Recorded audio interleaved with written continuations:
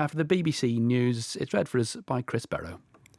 Beijing has responded to Donald Trump's threat to impose even more tariffs on China, accusing Washington of blackmail. China's Commerce Ministry said it would fight to the end.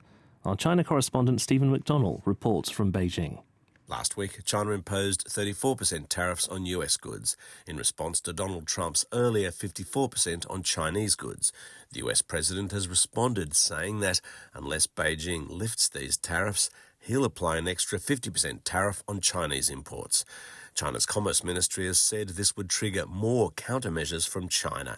In a written statement, it accused the Trump administration of blackmail and said if the US insists on this way, China will fight it to the end. It also ridiculed Donald Trump's claim that his tariffs are reciprocal, saying that they were groundless and a typical unilateral bullying practice. The US president has also insisted he will not pause the introduction of tariffs despite global stocks tumbling yesterday. Many Asian markets have seen share prices recover slightly in trading overnight, but there were falls in Indonesia and Taiwan. Iran says it will hold discussions about its nuclear program with the United States on Saturday in Amman. President Trump said there would be direct talks, but the Iranian foreign minister suggested the negotiations would not be face-to-face. Mr. Trump said that Iran would be in great danger if the negotiations failed. Iranian state media are reporting that President Trump's special envoy and Iran's foreign minister will lead the delegations. For the first time in the UK, a woman has given birth after having a womb transplant. Grace Davidson received a uterus from her sister. The baby girl has been named Amy after her aunt who donated the organ. The government says an extra 1,500 GPs have been hired in England as part of a scheme introduced in October.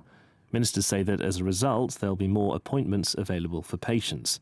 The British Medical Association says there are too many GPs looking for work, with practices unable to afford them. Amnesty International says that the number of executions carried out around the world has reached its highest level in almost a decade. The rights group said that more than 1,500 people were put to death last year, the vast majority in Iran, Iraq and Saudi Arabia. And a new report says that more than 40% of the world's energy last year was generated from renewable sources. The energy think tank Ember found that the amount of electricity generated by solar power has doubled in the past 3 years.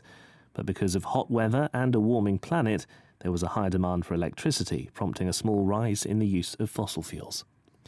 That's the BBC News. It's just coming up to 3 minutes past 8.